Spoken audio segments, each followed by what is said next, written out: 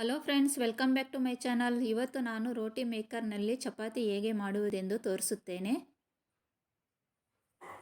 ಇದು Prestige company ರೋಟಿ maker. ಒಳಗಡೆ non stick ಕೊಟ್ಟಿರ್ತಾರೆ. ಗ್ರೀನ್ ಲೈಟ್ ಮತ್ತು ರೆಡ್ ಲೈಟ್ ಇರುತ್ತೆ. 3 ಪಿನ್ ಪ್ಲಗ್ ಕೊಟ್ಟಿರ್ತಾರೆ. ಇದನ್ನು ಕನೆಕ್ಟ್ ಮಾಡಿ ಸ್ವಿಚ್ ಆನ್ ಮಾಡ್ಕೊಳ್ಳಿ.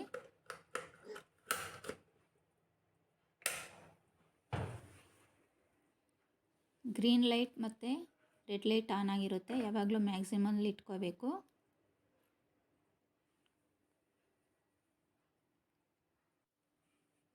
ಚಪಾತಿ ಹಿಟ್ಟನ್ನು ತುಂಬ ಸಾಫ್ಟಾಗಿ ಕಳಿಸ್ಕೋಬೇಕು. ನಾರ್ಮಲಾಗಿ ಮಾಡುವ ಚಪಾತಿ ಹಿಟ್ಟಿಗಿಂತ ಇದು ಸ್ವಲ್ಪ ಸಾಫ್ಟಾಗಿರಬೇಕು. ಈ ಥರ ರೋಲ್ ಮಾಡಿ, ನಿಮ್ಗೆ ಎಷ್ಟು ಬೇಕೋ ಅಷ್ಟು ರೋಲ್ ಮಾಡಿ ಇಟ್ಕೊಳ್ಳಿ.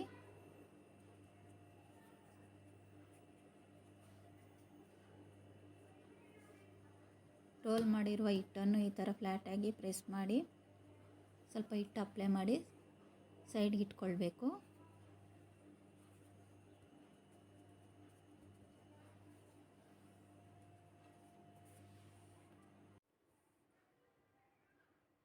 ಗ್ರೀನ್ ಲೈಟ್ ಆಫ್ ಆದ ಮೇಲೆ ಚಪಾತಿ ಮಾಡಲು ಸ್ಟಾರ್ಟ್ ಮಾಡಬೇಕು.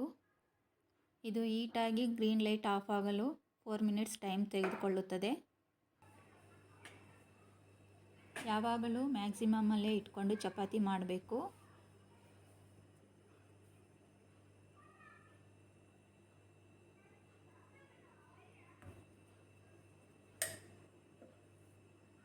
ಟಕ್ ಅಂತ ಸೌಂಡ್ ಬಂದು ಗ್ರೀನ್ ಲೈಟ್ ಆಫ್ ಆಗಿದೆ ನೋಡಿ. ಇವಾಗ ಚಪಾತಿ ಮಾಡಲು ಸ್ಟಾರ್ಟ್ ಮಾಡಿ. ಫ್ಲ್ಯಾಟಾಗಿ ಸರ್ಕಲ್ಲಾಗಿ ಮಾಡ್ಕೊಂಡಿರೋ ಹಿಟ್ಟನ್ನು ರೋಟಿ ಮೇಕರ್ನ ಸೆಂಟರ್ನಲ್ಲಿ ಇಟ್ಟು ಪ್ರೆಸ್ ಮಾಡಿ ಈ ಥರ ಸೌಂಡ್ ಬರುತ್ತೆ. ಇವಾಗ ತೆಗೆದು ಬಬಲ್ಸ್ ಬರೋವರೆಗೂ ವೆಯ್ಟ್ ಮಾಡಿ.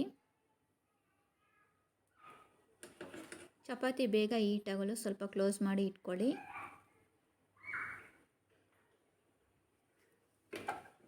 ಇವಾಗ ನೋಡಿ ಬಬಲ್ಸ್ ಬಂದಿದೆ. ಚಪಾತಿಯನ್ನು ಟರ್ನ್ ಮಾಡಿ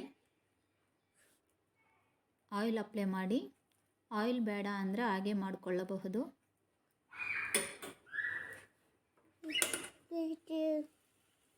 ಸ್ವಲ್ಪ ಕ್ಲೋಸ್ ಮಾಡಿ ಇಟ್ಕೊಳ್ಳೋದರಿಂದ ಬೇಗ ಹೀಟಾಗಿ ಚಪಾತಿ ಬೇಗನೆ ಆಗುತ್ತದೆ.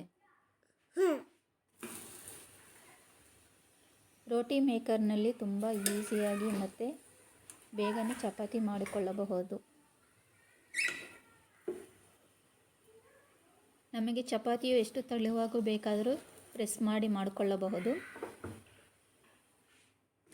ತುಂಬ ಜೋರಾಗಿ ಪ್ರೆಸ್ ಮಾಡಬೇಡಿ, ಏಕೆಂದರೆ ಚಪಾತಿ ಬಿರುಕು ಬಿಡುತ್ತದೆ.